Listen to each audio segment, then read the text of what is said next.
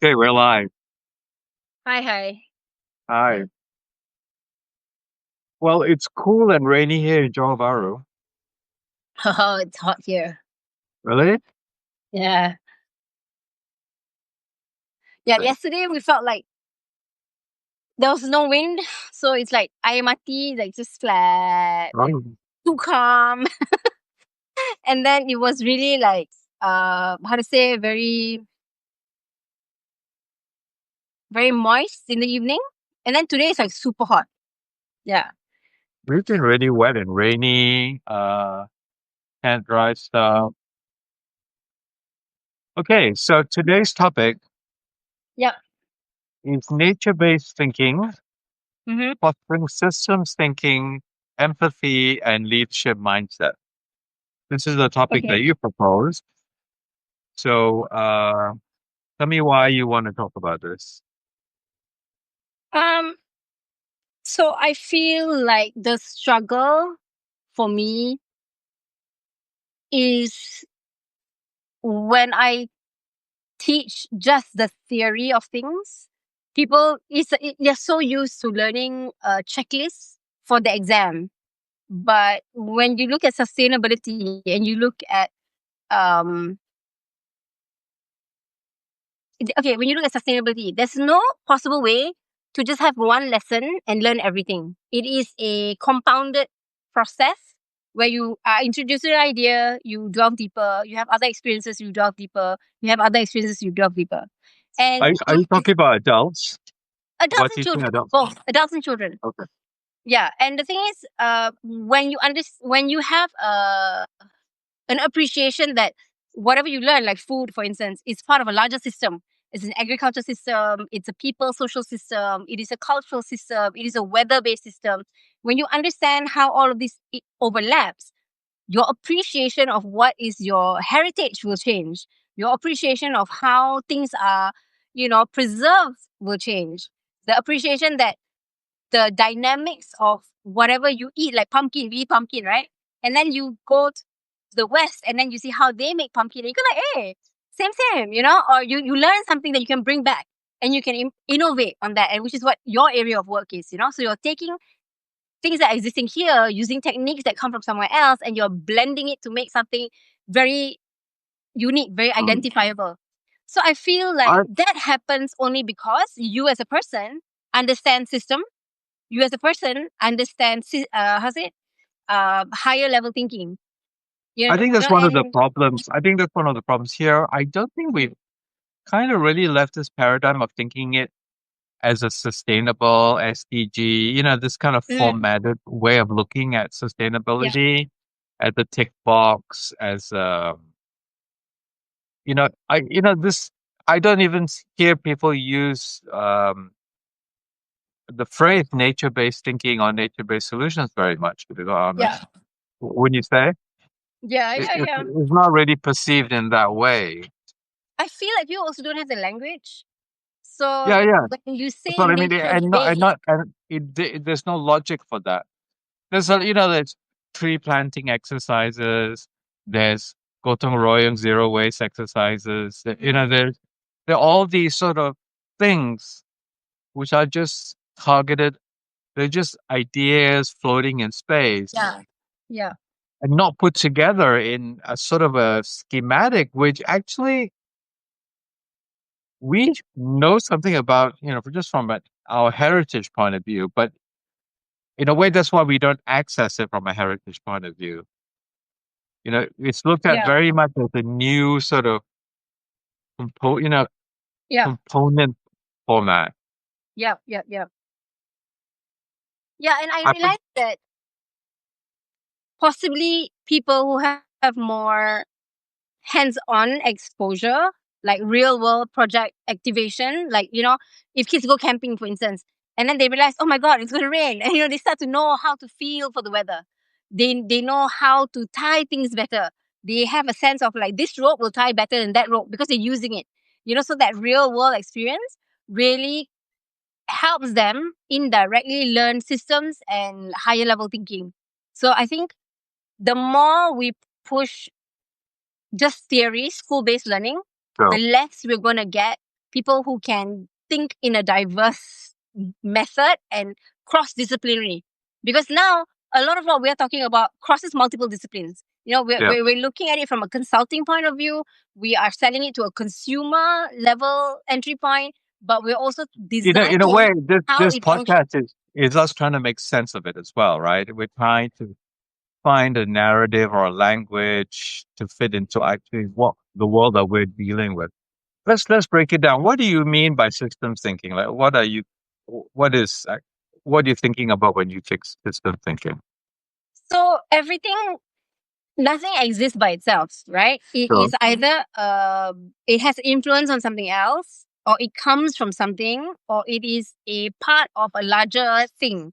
So, for instance, let's say t-shirts, right? Everybody wears t-shirts, but this idea of this round neck, soft fabric, stitch, non-stitch at the side, it's a global thing. Everybody has a t-shirt, right? Yep. But how did this idea of a t-shirt, number one, come about? Number two, how did it mainstream? And then why would everybody want to give up what is available in their home country to wear this global thing that, is less than a batik shirt. It's less than a baju kebaya. It's less than, Right. a cheongsam, but it became the norm. It became the global norm. So if aliens looked at planet Earth, it goes like, oh, everybody wears a t-shirt. Do you get what I mean? The t-shirt has outlasted jeans. So it's something in that context, because then the fabric that becomes a t-shirt is part of a different system, an agriculture system. And then there's the mechanical system that then creates these fibers that weave it together. And then there's a design perspective where t-shirt was formed.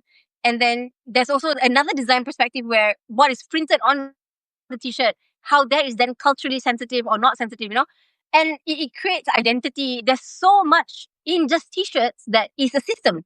And so So you talk about about the let chicken. me put some Yep. design thoughts about that. So, Yes, do you know please. the actual do you actually know the history of t-shirts, like how it No, happened?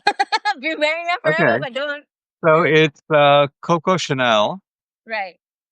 She's the one that kind of introduced the idea of wearing underwear type fabrics as Okay. out as Breathable. wear. Yeah. Yeah, as some, and it was soft, and it was the 20s. It was the era of the flapper. They wanted to escape this whole notion of very constructed clothes, leaving the Victoriana behind. Mm. So yeah, so Coco Chanel, I think she looked at sailors' underwear or something, and that's how this idea of wearing this underwear thing came about, you know. Okay. And then it moved into uh, this realm of American sportswear, which is actually another thing. Right. In American sportswear is a real kind of thing which is very different from European constructed three-dimensional tailoring, wearing very organized combinations of clothes, ties with shirts, with waistcoats, whatever. And Mm. American sportswear is actually quite uh, subversive. It's like, no, we don't do that anymore. We don't iron our clothes. We just put them in the washing machine and fold them right out of the thing. Right.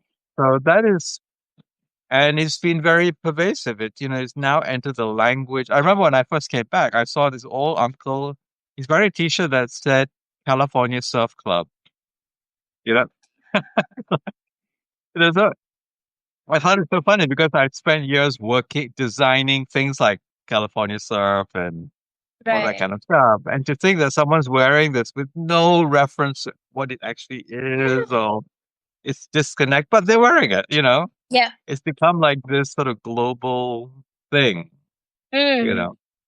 So yeah, so that's a little bit about how things emerge. And I think that's kind of part of our problem is we don't know the first principles. So we don't modify our ideas about, oh, how does our story fit into this? Yep. Yep. Yeah. So I think that's And I a think little part of systems is also knowing which are things that, because of the availability of technology and new knowledge, some pieces of that system are now obsolete and do not need to be repeated anymore. Some things can almost be considered bad practice at this point. So you're looking at the system. What are its influences? What are its drivers? what are the critical paths for a particular system to function, and you can actually almost cut out certain things and add new things to it because technology has become quite simplified. So, but again, having the first principles are very important so that you know how it works and how to adjust for it. And that becomes what sustainability really is. So that you understand what are the things that are required, the building blocks that are required to make it functional. And then how do you leverage, how do you combine, reduce, or, or introduce an alternative to that system. And so, without an understanding of system or even a curiosity of questioning, okay, what is the system at play here? How can it improve? Instead of just accepting it as, oh, you know what? If I put all my recycling in, if I separate all my recycling, it's just going to get dumped. Mm. And that was for 20 years a lot of people's hesitation with recycling because the municipal council workers will take whatever you've separated and chuck it in the same lorry, and then we don't know what happens to it, right? 20 years we went through this. And now there are dedicated lorries that pick up on a Wednesday or a Thursday, specifically only recycling. So it took them 20 years to get there. And we cannot afford another 20 years to get sustainability right, Mm. because everything's falling apart now. And when you think about it, are some things that you can do by yourself in your community, in your collective. And that's why me and my neighbor started Transition TTDI. We started in 2016.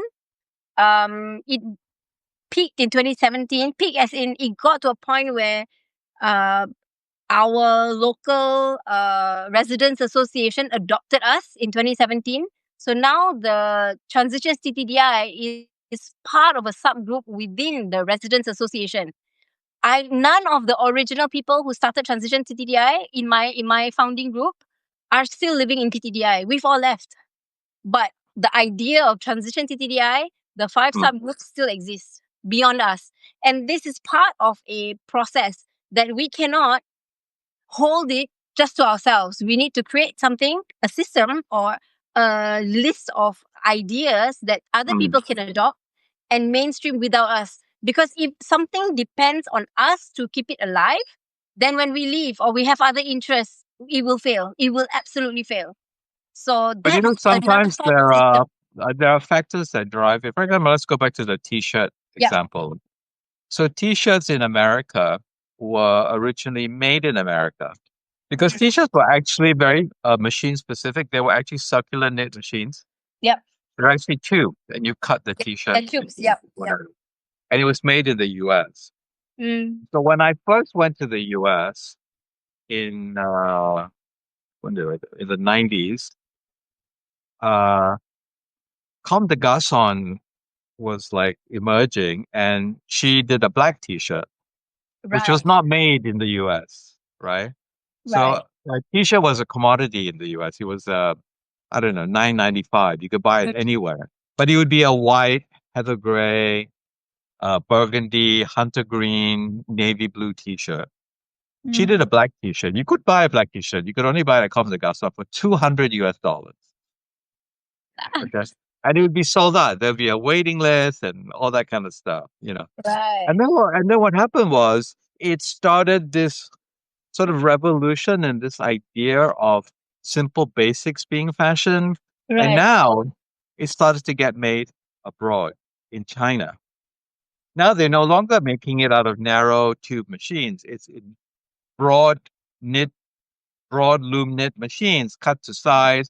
It's coming out at a price. It's a different price. So now the Gap has become a player. The market is now getting flooded with t-shirt in every fashion color you want, every season, every summer, every winter. And it changed the path of this product into a fashion commodity Yeah. that then would turn into the Forever 21s and the Zaras of this world, When which yeah. made them even bigger commodities. They're made all over the world and they're thrown away after every fashion season. Mm. So, See, that's a sustainability problem. Fast fashion. but that's my point is it was driven by some other ideas, Yeah. some other things that people just get swept up in. But you it's know? normal for ideas and things to get hijacked and go down a rabbit hole. So, if we kind of had an understanding of systems and higher level thinking or the ethics around sustainability, then at every turn we will consciously question ourselves, hey, do I need that right now? Yeah. Is it something that I will continue wearing for a long time? How many, like, I have friends who had in 2018 cleared their closet and only had, I think it was called a capsule closet.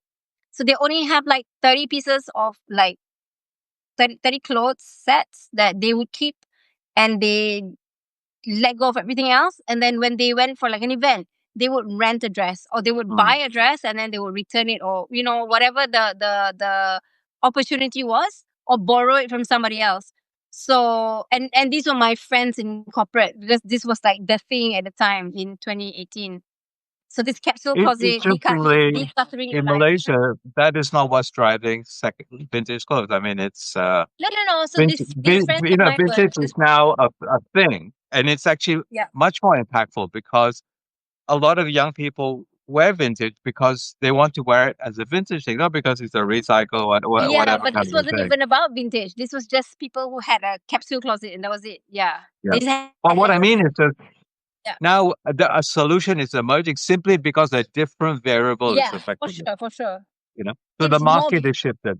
You know, this whole artistic. idea of bundles, the bundle stores, the second-hand market, Pasar Yeah, Seni's got regular ones now. yeah. People also want to do it. I remember when I first came back to Malaysia, my cousin, I think when she discovered I bought something secondhand, she was like, "Oh," she was actually ashamed to say she bought something secondhand Oh wow. because there's a shame about buying secondhand clothes here. Mm-mm. It's like only poor people do that.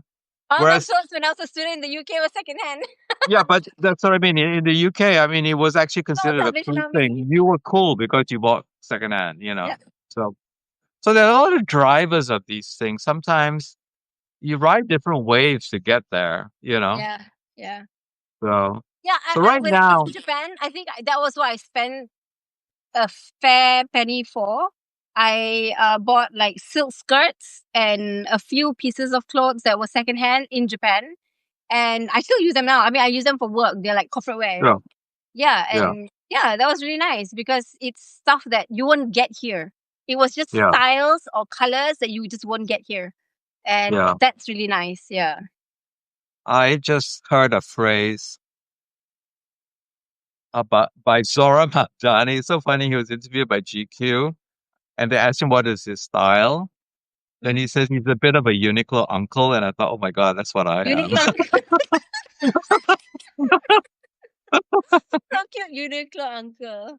Right? Which is exactly what it is. It's like Uncle you're certification. older, you're a little bit more sustainable in your, Yeah, you buy because it's easy to figure out. yeah. It's good It matches quality, so well. you know. Yeah. Nice, Uniqlo Yeah. uncle. So actually, just to add a little bit systems thinking sometimes is cannot be is actually under the influence of many different things, and sometimes Yes. you have to kind of ride a wave, Mm. if you actually want to create change, Yeah. if you actually want to be part of a change making initiative, you sometimes have to, things are shifting all the time. Yeah. I Yeah. was talking to Ernest, the artist that we're going to go see in Oba Festival, Mm. who is doing a lot of work with plastics and stuff. And we were talking about how plastic, the whole idea of recycling, is actually a failure, you know. Yeah. Yeah. And but what isn't a failure? It's an industrial false anyway. It was never meant to be recycled. It's not Sure, like the sure, way yeah, it's chemically developed. Plastic is not meant to be recycled. yeah. Yeah. But what isn't a failure is actually aluminum. Yeah. Aluminum's good. Aluminum is Yeah. turning out to Unlimited. be much more reliable in the cycle. People are more willing to recycle it.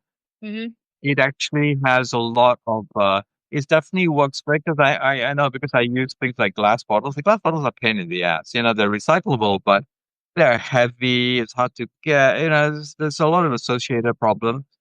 Aluminum has associated problems in that it's actually hard to scale. Mm. If Yeah. you really, for example, I do beverages, right? It's just easier to do a bottle. But if I really wanted to scale and actually I want to ship a box of 30 drinks, it would be More cheaper to ship expensive with glass. Yeah. in aluminum cans, Yeah. Yeah. Yeah. but the machinery to can, so there's a There's a complexity of pro and a con. influences. Yeah. Yeah. That you kind of have to really navigate to get there. Mm. So, and then, there are other things. There's also a knowledge thing. For example, I always thought, is aluminum bad for you? Like, especially if you're going to put a drink in it. So I never really looked into it until I had a good reason to look at it. And then I discovered that actually uh, it is lined with something that makes it Yeah. quite Plastic. stable. Yeah. Yeah. So, Yeah. There's a plastic so line now there. I'm looking at aluminum as a potential way to scale the beverage drink, which otherwise is quite difficult to scale, especially like a fermented beverage, which Yeah. can explode and all this kind of stuff. You kind of have to worry about stuff like that. Right. Yeah. Um, yeah. So on this systems thinking, we, there's so many influences, and I don't think there are very good resources for thinking content that actually helps people. Oh, that's what, so that's what it's about. Mm. Uh, I mean, like, when we did it Okay, on so school, it was I actually, feel it comes down to reading.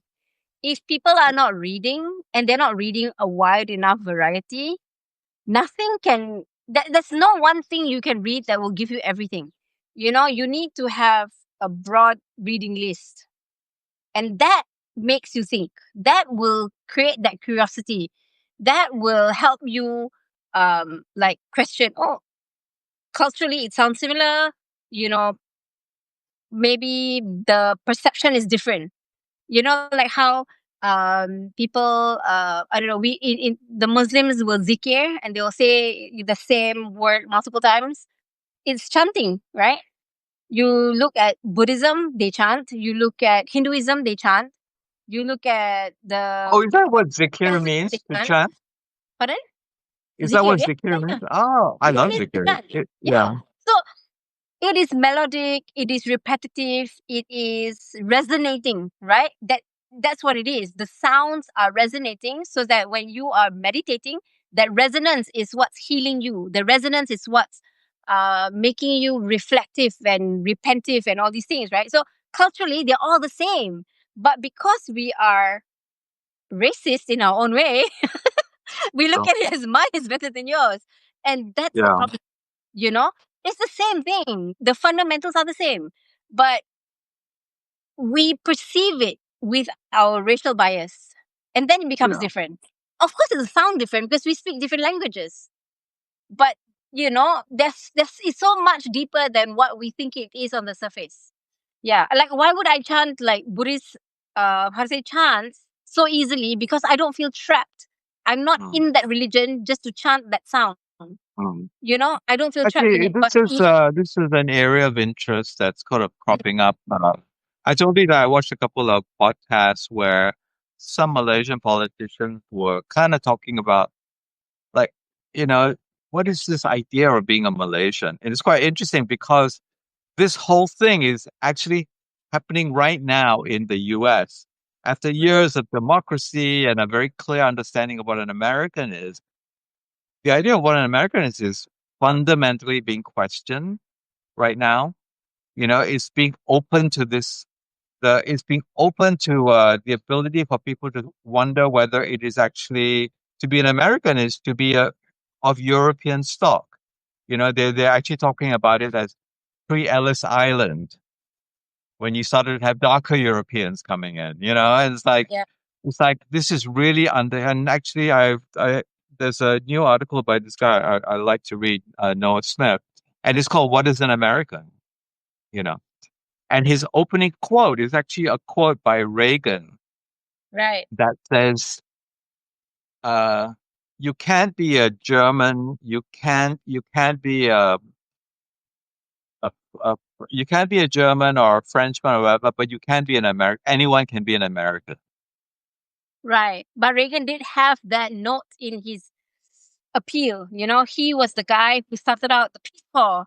He was the guy who turned, America into a sports driven society.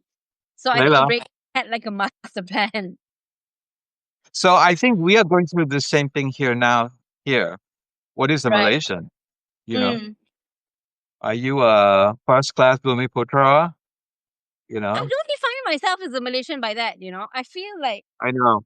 the fact that I live and embraced here, I went through the government education system from like 5 till 18. My parents are of mixed parent. My heritage is of mixed So, parentage, and the fact that my partner is another form of Malaysian. I eat everything except for certain things which my religion has defined. My friends come from different races. It is a reflection of what Malaysia is supposed to be, which supposed we to be. are. Yeah, yeah, yeah, Yeah, we are yeah. multicultural, we are multiracial, Sure. we are multi-faith, and we live in this tropical climate, which has all this like beautiful culture of batik and music and dance and singing. And I think that's what and biodiversity, the animals that come from here, the all these forms who I am as a Malaysian. Not that I look Indian, sound Malay, that's so that's so how to say that's so basic. That's so basic. No, but it's very real. I mean, I go through this because this is not just in Malaysia. Everywhere in the world, people are wondering what I am, you know, and I can see it, I can see it, the computer working. Like, I can see here, when people call me Pak Chik, I know they think I'm Malay. Or if they call me Right, uncle, they think I'm Indian. right. The other day, a taxi driver dropped me off, and just before he dropped me off, I said, rumah ujung kat kanan. And he turned around and goes, "Oh, you speak Malay?" I was like, "I was born there." I hadn't said anything. He just based Right. this all off on I don't know what. But you know what? As Yeah. we traverse this space of what it is to be Malaysian, there are many young Malay kids who can't speak Malay. So are they Malaysian too? It's a question because There's a lot of it is Chinese an kids obvious that can't failure speak of Malay. education. There's a lot of Chinese kids that can't speak Malay or English.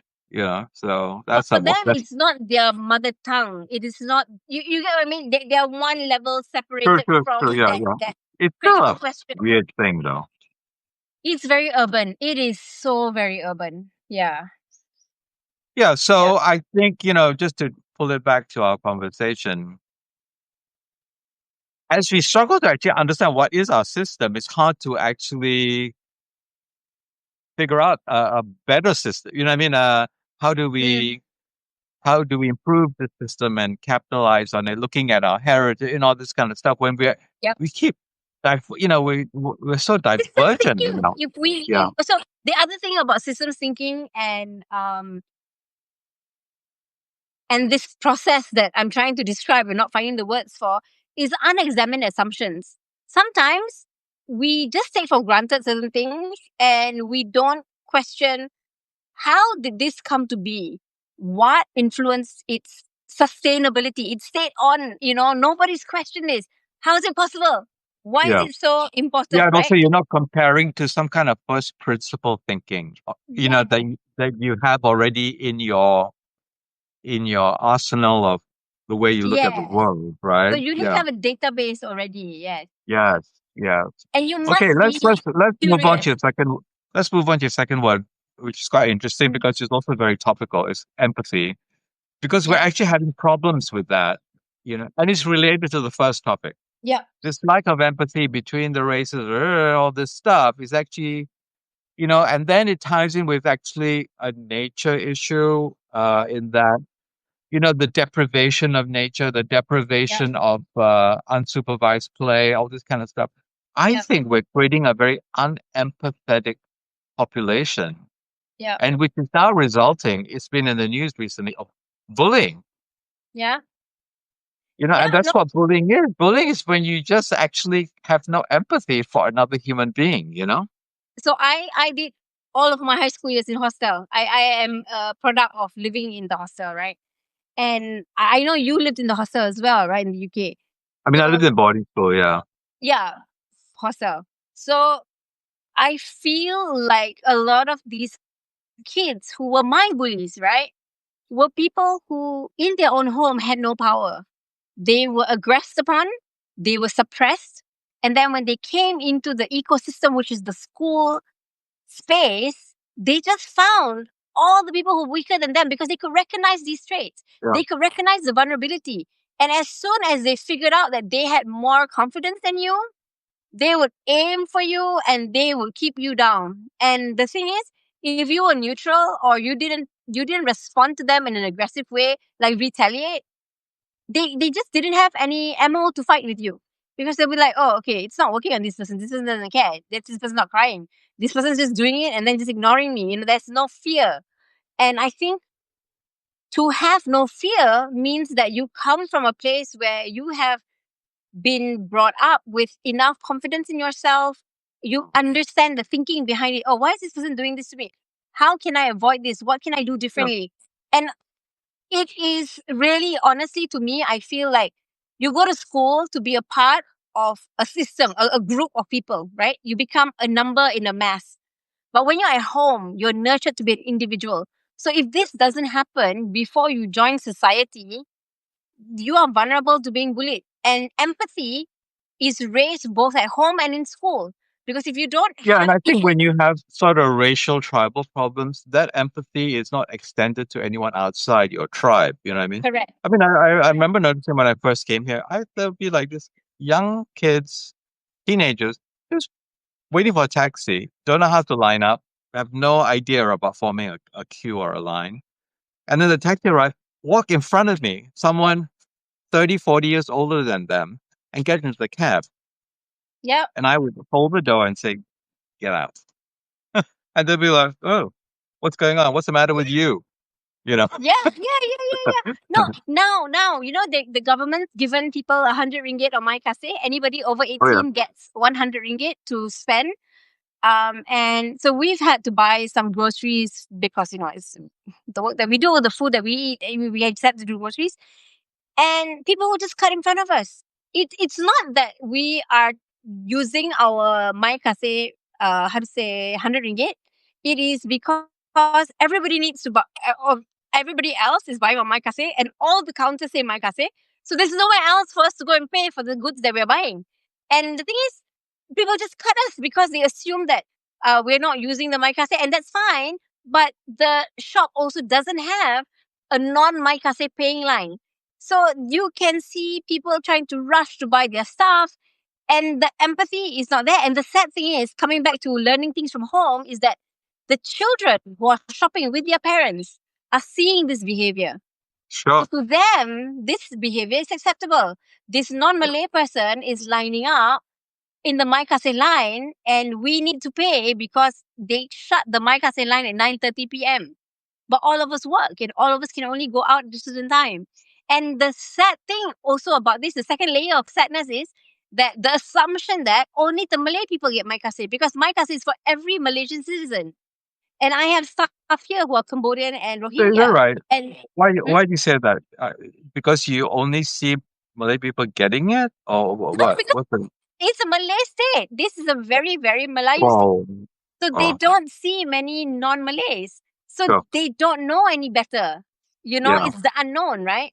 And yeah. my Cambodian kid and my Rohingya guys are like, oh, everybody seems to be like, happy shopping because they don't know that we're getting this Maikase thing. And then eventually they found out, they understand what it is. And they're like, oh, very lucky that you citizens get, this 100 ringgit. But then I'm thinking in the grand scheme of things, it's just 100 ringgit, right? But then, yes, then I had to explain to them like, so the government has disbursed X billion of ringgit so that every Mm. single Malaysian between this age to this age get this 100 ringgit. So for them, they're only seeing, that there's this poem. It's called the 10 Men of Hindustan. they're all blind and they're holding the elephant in different parts. Oh yeah, One yeah, thinks the yeah. elephant is the ball, the other one thinks the elephant is a tree. So when my kids come and say like, hey, Malaysians are getting like this 100 ringgit, do you know about it? I have to contextualize it for them and tell them the big picture, and not just the fact that yeah, we got 100 ringgit, and then they feel like they left out because their home country does not offer these things, and they are like refugees here. So when you have systems thinking, you have the ability to also articulate and question and explain things a lot better, because you are questioning it yourself before you're explaining it to somebody else. So by and by, you become self-educated, and this is Mm, what is called um, student-centered learning, which is what we're trying to do with homeschooling. This is sure. what we're trying to do Yeah. with forest school. This is what we're trying to do with developing systems Yeah. thinking and higher level thinking. But to connect the Everything two, is learner-centered. I think I see a problem in that if you're so racially divided, you only understand empathy to your own tribe. You know what I mean? So Yeah, it's not extended outside of that. So courtesy, yeah. good manners, all these things are only reserved for people that you recognize within your, you know, But right? that's so sad, because It every is sad, race has an old but person. it's the Every race reality. has a So child. so so let me extrapolate it, because Mm, when you can't even do that with your fellow humans, what about exactly. nature and animals? And you know what I mean? That Yeah. we're screwed really until we even solve that first problem where you can't even care for a fellow human. I think You know, the so best way the of idea of learning wildlife empathy. and landscape being issues is actually very, I don't know, it's really a stretch, really. No, and the best way to learn empathy, the unfortunate way of learning empathy, is when you are stepped on, when you are abused, and when you are pushed to the edge, and you go, hey, that's unfair. What's the big difference between you and me besides power? That's when people learn empathy the hard way. Yeah. Yeah. Really sad. Yeah. So, part of the work with, I think, and this is actually sort of language I see in like say Singapore and stuff like that when they have programs for children and stuff. It is actually to develop empathy for the natural world, right? Yep. Because without it, they're not going to care about it. You know, Mm. they're not going to care about preserving landscape or preserving wildlife because it's just an abstract notion. I mean, it's a very understandable thing. Like, even in sort of politics, they think nobody's going to care about the environment if they're trying to put food on the table. It's so far down on the priority that Hmm. people just haven't even got to that. Yeah. This is probably, and this is maybe a lead into the next thing about leadership. I think leadership actually requires you to, I think a good leadership would be able to actually stitch these things together Yeah. and find solutions that actually solve a few things at the same time. Yeah. So when You you know? have a good leader, like, okay, let's talk about football, right? If you have a good captain, your captain knows when people need timeout. Your captain knows when somebody needs to be pushed a bit more. Your captain is the glue that holds everyone together, right? So the captain can only do that because he's empathy. And you talk about fighters, I learned taekwondo. My brothers, me, Lyman, all of us in our generation learned taekwondo when we were in school. Oh, And what made yeah, all of us are black belts, And really? I yeah, when I was 13, I already started following my instructor to teach in other schools as a assistant instructor. And the thing is, when you are an assistant instructor and you're given this job, right? To teach everyone simple things like, okay, punching, how do you punch properly? How do you kick properly? How do you do a roundhouse kick? How do you start and how do you end? And when you're doing this and you're seeing kids struggle and you're trying to get them to do it right, you are learning how to teach. And it takes you learn empathy in that process, because when the master comes and they don't do it right, they get smacked with the the pad that they have to kick, and if they don't get it right, the master will just smack their leg, and you're like, oh my god, that's so sad. He was doing so well, but he's probably exhausted by the time the master came, that he's not hitting the target right, and then you go like, you sit with them and you go like, it's okay, try again, the master's gonna come, and you're gonna have another chance at this, but practice when you go home. And just that conversation of telling somebody else to practice and showing them how to do it right again, that builds empathy. And I think doing sports builds empathy because you are working with other people as well. As much as they are your competitors, you are also learning from them. And I think this builds empathy. When you go out into nature and you're nurturing like a plant and you go like, oh my God, too much rain, the plant got squashed. You're putting up a shade. That's empathy. What you're expressing is not a problem. It is problem solving in the context of there is a problem when you're solving it, but you're doing it because you want the plant to survive. That love of that plant surviving is empathy. And when you see butterflies and you see birds and you go like, oh, okay, maybe I'll put out old rice, rice that I'm not going to eat for the birds. That developing empathy over time. And I think when communities lived in villages where there was more nature around them, they tend to be a Yeah. lot empathic.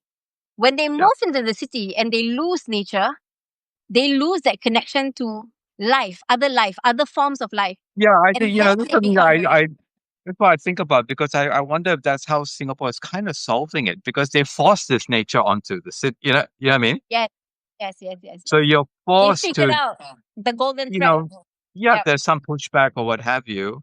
Mhm. Like I remember I went to the convention and somebody was like, like they would say, "Why you put the tree in front of my building? The bird is shitting on my thing now." And then Yep. someone else would say, "Why didn't you put a tree in front of my building? Everyone else got a tree. I don't have a tree." So it's like it's kind of complex, but I think at the end of the day, it forces you to interface with nature. Yep. You know, and nature sort of weaves its own spell on you. Yep. You know, So there's this and that is not happening in Malaysia for yeah, sure. We're not there's this seeing very enough. interesting video that went viral, I think maybe during COVID or just after COVID. It's about this kindergarten teacher teaching about equity to kindergarten kids.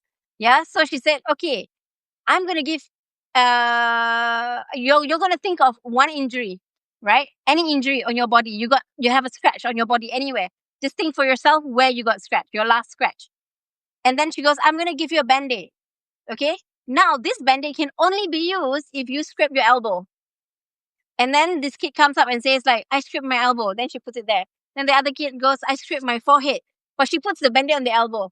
And then the next kid comes up. And then he goes like, but I scraped my knee. And she still puts it on her elbow. So she says, did everybody need a band-aid? Yes. Did everybody need a band-aid on their elbow? No. So equity is giving the person the right Right, assistance right. in the right way. It's not just giving assistance to everyone. So Is kids that got the it. difference between equality and equity or something like that? Yeah. So the Yeah. fact that the kids got it, they understood that sometimes my teacher needs to spend more time with my friend because my friend doesn't understand. And then Sure. she'll come to me and I'll get my turn. And I think that was what she was trying to establish when she was teaching the Zoom class.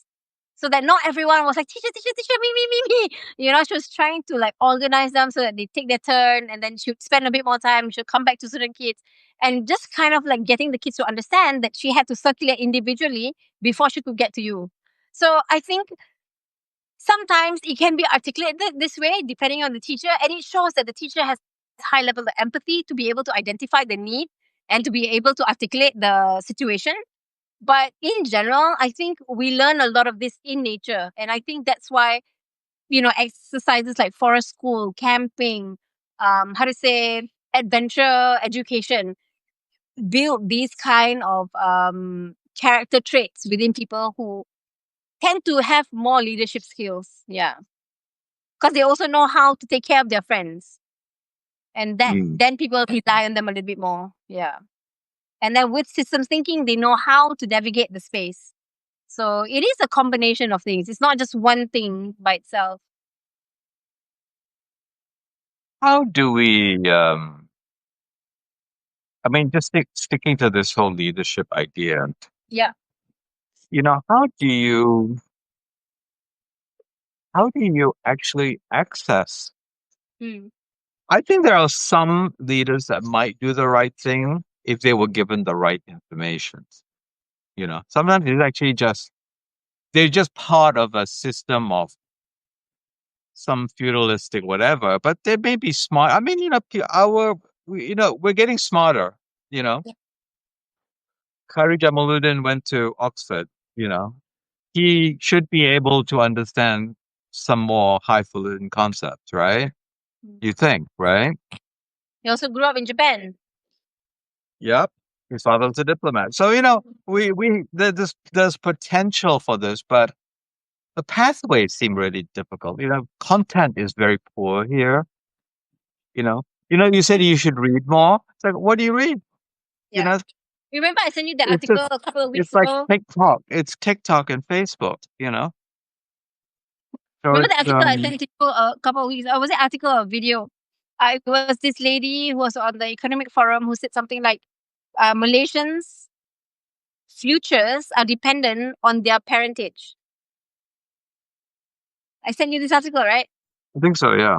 Yeah, and basically, if you come from a well-off family, you're going to be faced with other well-off people. You're going to have access to different things. And if you come from the have-nots, you're just going to be stuck with whatever limitation the So, system can offer. And it's really sad that we're in 2025 and we're still there. Rising above your economic band is a 20-year challenge. No sleep. I mean, there are, sometimes it's not a bad thing to service that wealthier class. Mm-hmm. Sometimes the wealthier class are influential. You know what I mean? Mm. They drive desire. People want to be them. So they learn, they see some things being enacted out that maybe they wouldn't see in their normal. And yeah, so it's like it's kind of interesting though how the way to where do where is the control now? Is it in content? Mm. You know, you have more sway if you are managing the content. For example, like at Baroka, one day this kid was whose parents worked on the market at the Mm-hmm. at the Pasakarat, Yeah. and one of the they sold was actually seaweed. Okay. You know the what is the seaweed that is dry that you roll the sushi in? Uh, Nori. Nori. Those nori sheets. Okay, so he sold those nori sheets. So he came and he had a few packets of the nori sheets, which he was giving away to his friends and selling. And the friends were like, "Oh, great, fantastic!" And I'm like, "How come these kids from a slightly less privileged background know what a nori sheet is? And actually like it. Nori sheets are not exactly the most, what I mean? Like, Tasty. I wasn't eating it like they were eating it. I'm like, I don't know if I want to just eat it like a snack like that. No, but I think now they're flavored. They have nori sheets that have like tom yum flavor or like No, this was just a normal nori yeah. sheet. And I'm like, how did you get to this place where you're eating this thing that have no reason to understand why you even entered your worldview, you know, and you Because like it. they are food vendors. They're making food Yeah. in the Yeah. marketplace. So Yeah. everything is very fad driven, Yeah. viral, nasi lemak viral, everything is based on this. Yeah.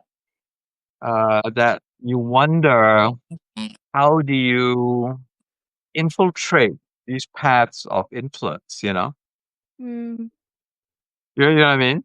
yeah, yeah. It's a lot.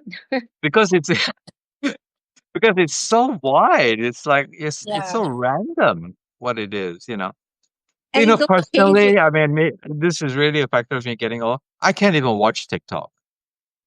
I just can't handle it. The pace of it, the whole algorithm, Yeah. the I can't do it. Do you? Can you? I You No, I don't TikTok. Like I was gonna say, we had a guest, or we have a guest who's coming in who wants us to buy strawberries for her surprise anniversary trip with her husband. And then I was telling her like, we don't have access to strawberries here, and we don't know if it's gonna be good. And then yeah. she sent me a TikTok link, and she goes like, you can buy from this seller, you know, and have it delivered. Then I told her, you know what, you buy from the seller, deliver it here. Then we'll just receive. Because we have never bought from them before. We don't want anything to go wrong because it's like your thing, right? But yeah, people are buying a lot of things from TikTok. Strawberries from TikTok. I'm like, okay, never done that before. Yeah. Yeah, Yeah.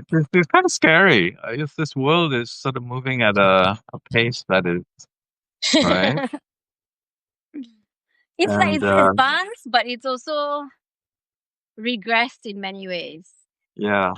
So it's Honestly, interesting. a To lot of put it in information perspective, I is was so available now than it was before. Like I had to read several books to get like a particular context, contextual understanding of something. But today, you will see maybe two or three creators making content about that one thing, and they all kind of sound the same, and it's based on things that I read like maybe 8 years ago. From multiple books. But now multiple people are saying the exact same thing that came from those multiple books. So the information has been condensed and constructed and then relayed, in a medium that is so much easier to access compared to those books Is because it some of easier those books though? I bought, some I of those don't know. books I I don't borrowed. know if it's easier or just lazy. I just feel like TikTok is like It's the like entertainment. It's entertainment. It's just entertainment. It's very passive consumption where even the is driving the consumption into your mouth. You know what I mean? Because like if you like one thing, you'll have five of them. You have 10 of them come to you. It's like it's kind of scary. mm, It's so weird because I it goes against the grain of what I like. I don't want you to recommend for me. I want I to want to go discover. there. Yeah. Yeah. I have my own ideas about what I want to discover. Don't discover for me. I don't like it. Yeah. Yeah. Weird. Yeah. But you come from the analog era. That's why we are from the Uh, analog era. okay. I was talking to Shama today about the meals during our edible education. I thought it was Yeah. quite interesting because I had this idea to actually connect some of the things that I'm doing, which is like how do you teach lowland vegetables or whatever, and some vegetables are medicinal, some vegetables are herbs. That means they're for flavoring and stuff like that. And I thought, actually, I'll just put it in the food, Mm. and then we'll talk about it. So we will have things that have herbs to flavor. We have Mm. a lot of plant-based things. We can talk about how they are local or where they are, what is their native range, Mm. uh, where things which will have medicinal value that we can talk about. We can talk about innovative ways to use it. So we're gonna do like an omelet with blue pea flowers in it, Mm. uh, which is also eating flowers is a zero waste behavior. You're eating Mm. something that would normally go to waste.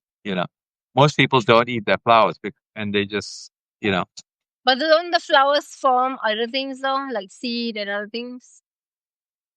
I mean, you don't eat No, all but the flowers. You only when there's so much of it, and you can yeah, eat it as a resource, yeah, yeah, why not? yeah. Or it's So a it's part of not the plant. quality. And also, if it's a part of the plant, only part of the plant that is actually edible, like blue pea, the flowers are quite easily edible, Yeah, whereas the leaves are more fibrous and, yeah. you do things to them. So, it's about learning these new ways of doing it. Okay, I think we're getting close to our hour. Hmm. Uh, any last thoughts on leadership I think ideas? leadership can inspire a lot of exposure, but leadership does come with investment. Someone needs to raise an individual to have that some of those qualities, but at the same time you can also be impressed upon by, like, for instance, when we are when we how to say for instance, when we do unschool, right, when we had like members of the community that did the hot water spring, and you go to this hot water spring and you go like, holy shit, this could have gone two ways. It could turn out the way it is, which is perfect. It's like community It was. managed, very Yeah. clean, very how to say, modern looking. Sure. Or it would have been totally cemented and like cheap Sure. looking, Yeah, just yeah, yeah. charge Sure. money like through the roof, Yeah. right? And it became like a theme park. So that took leadership to articulate a nice, comfortable, communal hot water spring. So I don't know. Was that an influence of Westerners who've been in that place? Yeah. You know, Yeah. because Yeah. Sarawak did have a lot of British citizens who were there for a long time. So did influence their design aesthetic. It did influence the way they work the business. So there's a lot of things that influence leadership, and leadership does come from a little bit of experience. So like for me, I've always had mentors, and I seek them out myself. So I will look at someone, I go like, okay, these are traits about this person that I really admire, and I want to emulate them, and make this a form within me as a behavior. And I would seek these people out to be my mentor. And I feel like sometimes you outgrow your mentor, because you start off with like, this is Sure. my wish list, and you learn these things, and then you go like, okay, this relationship has run its course, and then Yes. you Yeah. might you move Yeah. on, right? And you see other people, and it could even, now at the age of the internet, you don't even need to know the person. You can just read their writing, you can listen to their talks, you can how to say, even send them a question over an email and get a direct response on your question. So there are many ways to seek out leadership from other people, and the common most entry point is when you are working for someone, and then the person who's your boss is your automatic leader. But that leadership doesn't necessarily mean good leadership. The quality may not be there.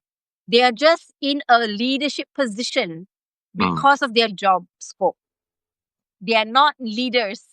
So, I don't, it takes a bit of maturity to understand. in this world that we're existing in, I don't see any kind of visionary thinking by leadership. There's so many ideas that are already quite well formed.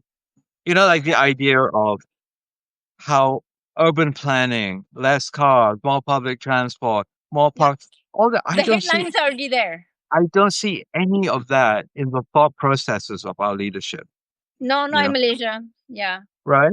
That's worrying. When we live 8 miles away from a country which is leading the world in that kind of leadership, that kind of thought, you They're know. designed to lead. And then like I look at like there's all this big talk in the US about Zora Mamdani being a communist because he's a democratic socialist. And then I think of Singapore that has built homes on a socialist principle for everyone, Yeah. you know.